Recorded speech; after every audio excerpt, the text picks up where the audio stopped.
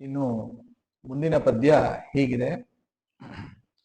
ಮಲಗಿ ಪರಮಾದರದಿ ಪಾಡಲು ಕುಳಿತು ಕೇಳುವ, ಕುಳಿತು ಪಾಡಲು ನಿಲುವ, ನಿಂತರೆ ನಲಿವ, ನಲಿದರೆ ಒಲಿವೆ ನಿಮಗೆಂಬ ಸುಲಭನೋ ಹರಿ ತನ್ನವರನು ಅರಗಳಿಗೆ ಬಿಟ್ಟಗಲನು. ರಮಾಧವನ ಒಲಿಸಲರಿಯದೆ, ರಮಾಧವನ ಒಲಿಸಲರಿಯದೆ ವಾಮದರು ಬಳಲುವರು ಭವದೊಳಗೆ.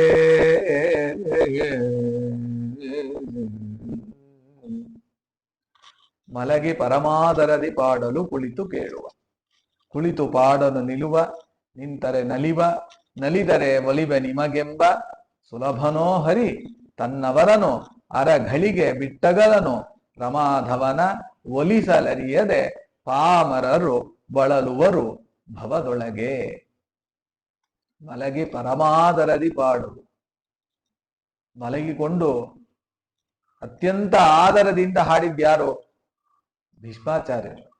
ಭೀಷ್ಮಾಚಾರ್ಯರೇ ಮೊದಲಾಗಿರ್ತಕ್ಕಂಥವ್ರು. ಅದಕ್ಕೆ ಪರಮಾತ್ಮನ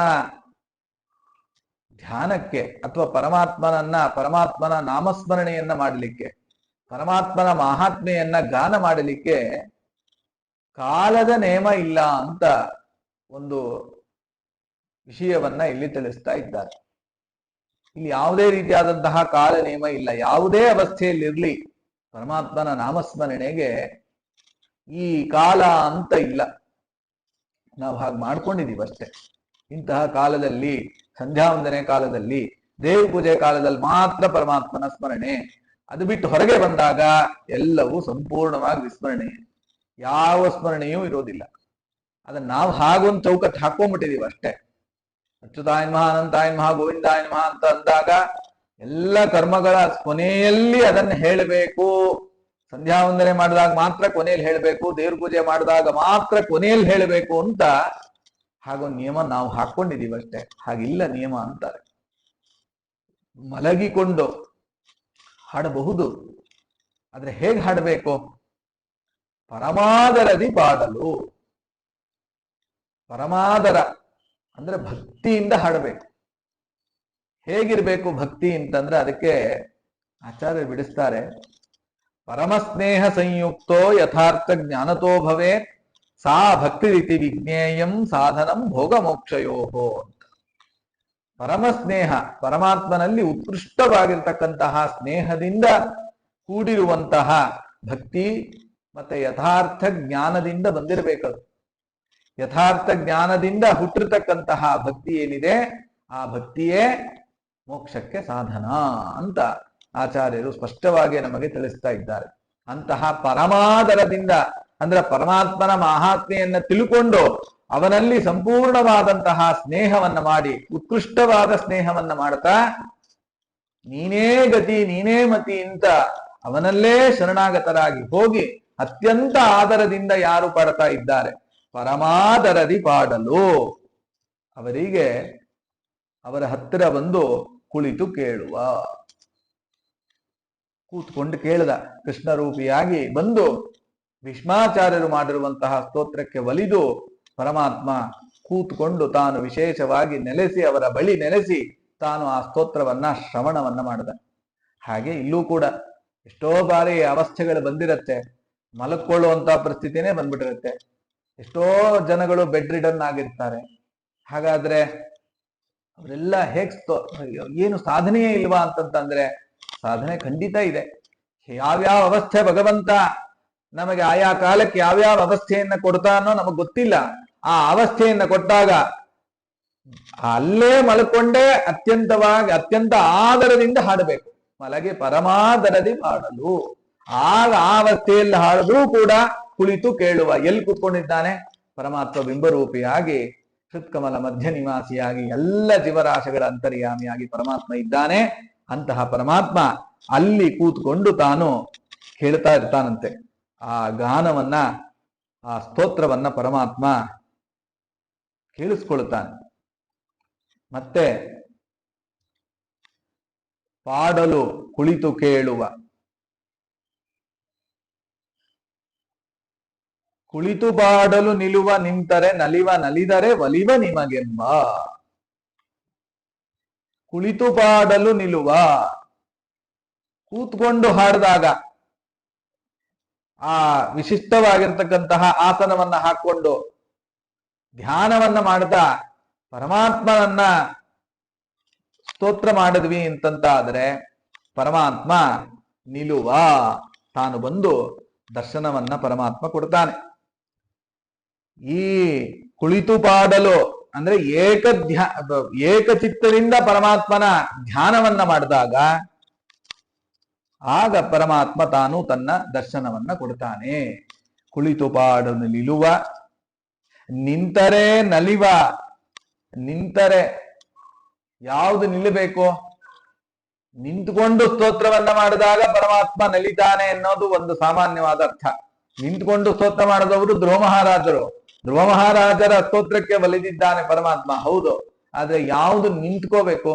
ನಿಲ್ಲೋದು ಅಂತಂತಂದ್ರೆ ನಮ್ಮ ಎಲ್ಲ ಇಂದ್ರಿಯಗಳು ನಿಂತ್ಕೋಬೇಕು.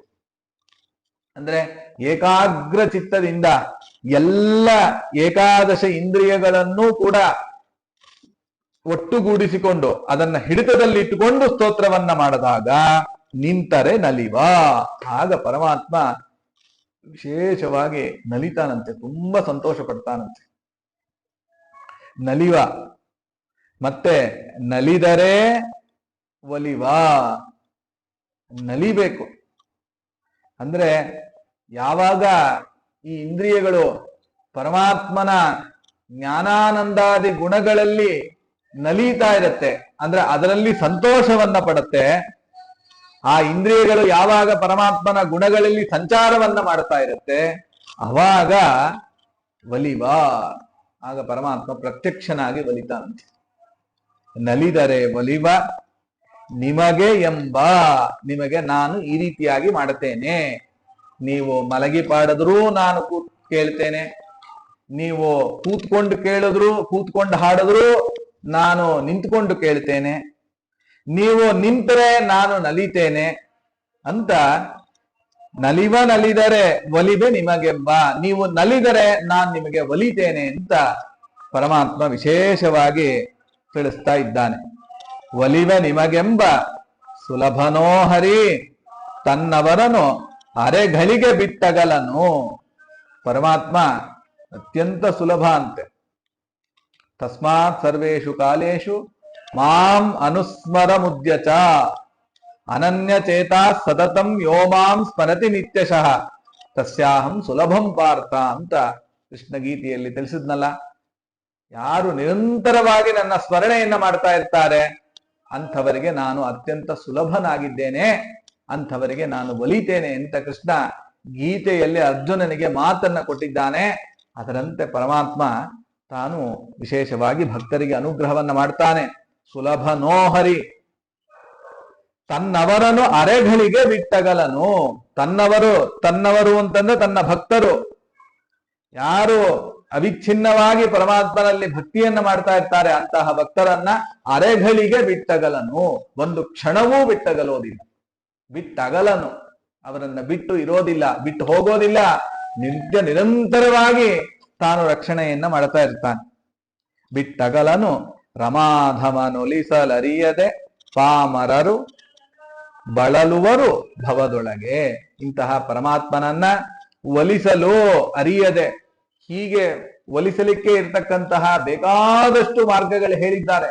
ಈ ಮಾರ್ಗಗಳನ್ನ ತಿಳಿಯದೆ, ಒಲಿಸಲರಿಯದೆ ಪಾಮರರು, ಪರಮಾತ್ಮನ ಸ್ಮೃತಿಯನ್ನೇ ಹೊಂದಲಿದೆ ಇರ್ತಕ್ಕಂತಹ ಪಾಮರರು, ಪರಮಾತ್ಮನ ಸ್ಮೃತಿಯೇ ಇಲ್ಲ, ಇಂತಹ ಪಾಮರರಾದಂತಹ ಮನುಷ್ಯರು ಏನ್ ಮಾಡ್ತಾ ಇರ್ತಾರೆ? ಯಾವಾಗ್ಲೂ ಸಂಸಾರದಲ್ಲೇ ಆಸಕ್ತರಾಗಿರ್ತಾರೆ. ಯಾವಾಗ್ಲೂ ನಾನು ನನ್ನದು ಅನ್ನೋ ವಿಷಯಗಳಲ್ಲೇ ಆಸಕ್ತರಾಗಿರ್ತಾರೆ. ಇದು ನನ್ನ ಮನೆ, ಇದು ನನ್ನ ಹೆಂಡತಿ, ಇದು ನನ್ನ ಮಕ್ಕಳು, ಇದು ನನ್ನ ಸೈಟು, ಇದು ನನ್ನ ಬಂಗ್ಲೆ, ಬರೀ ಇಷ್ಟೇ ಅಹಂ ಮಮತಾದಿಗಳಲ್ಲೇ ಆಸಕ್ತರಾಗಿ ಭವದೊಳಗೆ ಬಳಲುವರು. ಸಂಸಾರ ಅಂತಂದ್ರೆ ಸಂಪೂರ್ಣ ಅಜ್ಞಾನವೆಂಬ ಕತ್ತಲೆಯಿಂದ ಕೂಡಿರ್ತಕ್ಕಂತಹ ಸಂಸಾರದಲ್ಲಿ ಸದಾ ಕಾಲ ಬಳಲ್ತಾ ಇರ್ತಾರೆ. ಅವರಿಗೆ ಬಿಡುಗಡೆ ಅನ್ನೋದೇ ಇಲ್ಲ, ತುಂಬಾ ಕಷ್ಟಪಡ್ತಾ ಇರ್ತಾರೆ. ಅವರಿಗೆ ಬಿಡುಗಡೆ ಅನ್ನೋದೇ ಇಲ್ಲ ಅಂತ ಅದನ್ನ ತಿಳಿಸ್ತಾ ಇದ್ದಾರೆ. ಈ ವಿಷಯ ಎಲ್ಲಿಂದ ತೆಗೆದುಕೊಂಡಿದ್ದಾರೆ ಅಂತಂದ್ರೆ, ಇದಕ್ಕೆ ಸಂಕರ್ಷಣ ಬಡಿಯರು ಇದನ್ನು ತಿಳಿಸ್ತಾರೆ. ಬೃಹನ್ನಾರದೀಯ ಪುರಾಣದಲ್ಲಿ ಏಕಾದಶಿ ಮಹಾತ್ಮೆ ಅಂತ ಇದೆ. ಆ ಏಕಾದಶಿ ಮಹಾತ್ಮೆಯ ನೋಡಿ ನೇರ ವಾಕ್ಯಗಳನ್ನೇ ದಾಸರಾಯರು ಹೇಳಿದ್ದಾರೆ. ಅದನ್ನ ಈ ರೀತಿಯಾಗಿ ತಿಳಿಸ್ತಾ ಇದ್ದಾರೆ. ಉಕ್ತಂ ಚ ಬೃಹನ್ನಾರದೀಯ ಪುರಾಣೆ ಏಕಾದಶಿ ಮಹಾತ್ಮ್ಯೆ ಯಸ್ವಪಂಸ್ತು ಶಯನೆ ಹರಿಂ ಚಿಂತಯತೆ ನರಃ ಸಹರಿಹಿ ಕೀರ್ತನಂ ತಸ್ಯ ಸಂತಿಷ್ಠನ್ ಶೃಣುತೆ ಮುದಾ. ಯಾರು ಮಲಗಿಕೊಂಡು ಪರಮಾತ್ಮನ ಗುಣವನ್ನ ಗಾನ ಮಾಡ್ತಾರೆ ಅಂತಹ ಕೀರ್ತನೆಯನ್ನ ಪರಮಾತ್ಮ ಕೂತ್ಕೊಂಡು ಕೇಳ್ತಾನಂತೆ. ಸಂತಿಷ್ಠನ್ ಶೃಣುತೆ ಮುದಾ ಯಸ್ತಿಷ್ಠನ್ ಕೀರ್ತಯೇದ್ದೇವಂ ಭಕ್ತ್ಯಾಯುಕ್ತೋ ನರೋತ್ತಮಃ. ಯಾರು ಪರಮಾತ್ಮನನ್ನ ನಿಂತುಕೊಂಡು ಸ್ತೋತ್ರ ಮಾಡ್ತಾರೆ ಅಂಥವರ ಮುಂದೆ ಬಂದು ಅವನು ಅನುಗ್ರಹವನ್ನ ಮಾಡ್ತಾನಂತೆ. ಯಸ್ತಿಷ್ಠನ್ ಕೀರ್ತಯೇದ್ದೇವಂ ಭಕ್ತ್ಯಾಯುಕ್ತೋ ನರೋತ್ತಮಃ ಸ್ವಯಂ ಉತ್ಥಾಯ ದೇವೇಶೋ ಭಕ್ತಸ್ಸ ಶೃಣುತೆ ಸ್ತವಂ. ತಾನೇ ಬಂದು ನಿಂತುಕೊಂಡು ಅದನ್ನ ಕೇಳ್ತಾನಂತೆ. ಯಸ್ ಸಮುದಾಯ ಯತಿಮಾನ್ ಜಗದಾಧಾರಮೀಶ್ವರಂ ಕೀರ್ತಯೇದ್ ದಿವಶೋ ಗೀರ್ಭಿಹಿ ಮಹಾಭಕ್ತಿ ಸಮನ್ವಿತಃ. ಮಹಾಭಕ್ತಿಯಿಂದ ಸಮನ್ವಿತನಾಗಿ ಪರಮಾತ್ಮನ ಕೀರ್ತನೆಯನ್ನ ಮಾಡ್ತಾ ಇದ್ದಾನೆ ಅಂತ ಆದ್ರೆ ಸಹರಿಹಿ ಶೃಣುತೆ ಸ್ತೋತ್ರಂ ನೃತ್ಯಮಾನೋ ಅತಿಹರ್ಷಿತ. ಭಗವಂತ ನೃತ್ಯ ಮಾಡ್ತಾ ಅವರ ಸ್ತೋತ್ರವನ್ನ ಕೇಳ್ತಾನಂತೆ. ನೃತ್ಯವನ್ನ ಮಾಡ್ತಾ ತಾನು ಸ್ತೋತ್ರವನ್ನ ಕೇಳ್ತಾ ಇರ್ತಾನೆ. ಒಂದು ವೇಳೆ ನೃತ್ಯವನ್ನೇ ಮಾಡ್ತಾ ಯಃ ಪುಮಾನ್ ನೃತ್ಯಮಾನಸ್ತನ್ ವಿಲಜ್ಜೋ ಗೀಯತೆ ಯದಿ ಸಹರಿಹಿ ಪರಮಪ್ರೀತೋ ಪ್ರತ್ಯಕ್ಷೋ ಭವತಿ ಧ್ರುವಂ. ಒಂದು ವೇಳೆ ಪರಮಾತ್ಮನನ್ನ ನೃತ್ಯ ಮಾಡ್ತಾ ಲಜ್ಜೆಯನ್ನ ಬಿಟ್ಟು, ಅಂದ್ರೆ ಈ ಒಂದು ಚೂರು ನಾಚಿಕೆ ಇಲ್ಲದೇನೆ ಪರಮಾತ್ಮನ ಗಾನವನ್ನ ಮಾಡ್ತಾ ಇದ್ದೀನಿ ಅಂತಂತಾದರೆ ಪರಮಾತ್ಮ ಪರಮಃ ಪ್ರೀತಃ ಅಂತಾರೆ. ತುಂಬಾ ಉತ್ಕೃಷ್ಟವಾಗಿ ಪರಮಾತ್ಮ ಪ್ರೀತನಾಗ್ಬಿಡ್ತಾನಂತೆ, ತುಂಬಾ ಸಂತೋಷ ಪಡ್ತಾನಂತೆ ಪರಮಾತ್ಮ. ಅಂಥವನಿಗೆ ಪ್ರತ್ಯಕ್ಷೋ ಭವತಿ ಧ್ರುವಂ, ನಿಶ್ಚಯವಾಗಿಯೂ ಅವನು ಪ್ರತ್ಯಕ್ಷನಾಗಿ ಬಿಡ್ತಾನೆ ಅಂತ ಈ ವಿಷಯವನ್ನ ತಿಳಿಸ್ತಾರೆ. ಆದ್ರಿಂದ ಪರಮಾತ್ಮನ ಅನುಗ್ರಹ ಆಗಬೇಕಾದ್ರೆ ಈ ಎಲ್ಲ ಮಾರ್ಗಗಳು ಇದೆ. ಯಾವ ಅವಸ್ಥೆಯಲ್ಲಾದ್ರೂ ಸರಿ, ಯಾವ ಕಾಲದಲ್ಲಾದ್ರೂ ಸರಿ, ನಾವು ಹೇಗೇ ಇದ್ರೂ ಸರಿ, ಪರಮಾತ್ಮನ ಸ್ಮರಣೆ ಅದು ನಿರಂತರವಾಗಿ ನಮ್ಮ ಬಾಯಲ್ಲಿ ಬರ್ತಾ ಇರಲಿ ಎನ್ನುವಂತಹ ವಿಷಯವನ್ನ ಇಲ್ಲಿ ನಮಗೆ ತಿಳಿಸ್ತಾ ಇದ್ದಾರೆ. ಅದಕ್ಕೆ ಲಜ್ಜೆ ಬಿಟ್ಟು ಕುಣೀರೆಂಬೋ ಕಾಗದ ಬಂದಿದೆ, ಹೆಜ್ಜೆ ಹೆಜ್ಜೆಗೆ ಹರಿಯನ್ನಿರೆಂಬೋ ಕಾಗದ ಬಂದಿದೆ. ಪುರಂದರ ವಿಠಲನು ತಾನೇ ಬರೆದ ಕಾಗದ ಬಂದಿದೆ ಅಂತ. ನಮಗೊಂದು ಕಾಗದ ಬಂದಿದೆ ಅಂತಾರೆ, ಪರಮಾತ್ಮನೇ ಬರೆದಿರತಕ್ಕಂತಹ ಕಾಗದ. ಅದ್ರಲ್ಲಿ ಏನ್ ಬರೆದಿದ್ದಾರೆ? ಲಜ್ಜೆ ಬಿಟ್ಟು ಕುಣೀರೆಂಬೋ, ಅಂದ್ರೆ ಯಾವುದೇ ರೀತಿಯಾದಂತಹ ನಾಚಿಕೆ ಏನು ಇಲ್ಲದೇನೆ ಪರಮಾತ್ಮನ ಗಾನವನ್ನ ವಿಶೇಷವಾಗಿ ಸಂತೋಷವಾಗಿ ಮಾಡ್ತಾ ಇರಬೇಕು. ಲಜ್ಜೆ ಬಿಟ್ಟು ಕುಣೀರೆಂಬೋ ಕಾಗದ ಬಂದಿದೆ, ಹೆಜ್ಜೆ ಹೆಜ್ಜೆಗೆ ಹರಿ ಎನ್ನಿರೆಂಬೋ ಕಾಗದ ಬಂದಿದೆ. ಹೆಜ್ಜೆ ಹೆಜ್ಜೆಗೂ ಹರಿ ಹರಿ ಹರಿ ಅಂತ ಸ್ತೋತ್ರ ಮಾಡಿ ಅಂತ ಕಾಗದ ಬಂದಿದೆಯಂತೆ. ಲಜ್ಜೆ ಬಿಟ್ಟು ಕುಣೀರೆಂಬೋ ಕಾಗದ ಬಂದಿದೆ. ಇದು ಪುರಂದರ ವಿಠಲನು ತಾನೇ ಬರೆದ, ಭಗವಂತನೇ ತಾನೇ ಬರೆದಿರ್ತಕ್ಕಂತಹ ಕಾಗದ ನಮಗೆ ಬಂದಿದೆ. ಇದನ್ನ ಹೇಳ್ತಾ ಇದ್ದೇನೆ, ಇದರ ಸಾರವನ್ನ ಅಂತ ಪುರಂದರದಾಸರು ಏನು ತಿಳಿಸಿದ್ರು ಅದೆಲ್ಲದರ ಸಾರವನ್ನ ಇಟ್ಟುಕೊಂಡು ತಸ್ಮಾತ್ ಸರ್ವೇಶು ಕಾಲೇಶು ಮಾಂ ಅನುಸ್ಮರ ಯುದ್ಧಚ ಅಂತ ಪರಮಾತ್ಮ ಕೃಷ್ಣ ಗೀತೆಯಲ್ಲಿ ಹೇಳಿರ್ತಕ್ಕಂತಹ ಮಾತು, ಈ ಎಲ್ಲದರ ಸಾರವನ್ನು ಕೂಡ ಇಟ್ಕೊಂಡು ದಾಸರಾಯರು ವಿಶೇಷವಾಗಿ ನಮಗೆ ಇಲ್ಲಿ ಉಪದೇಶವನ್ನ ಮಾಡಿದ್ದಾರೆ ಎಂಬಲ್ಲಿ ಕೃಷ್ಣಾರ್ಪಣ.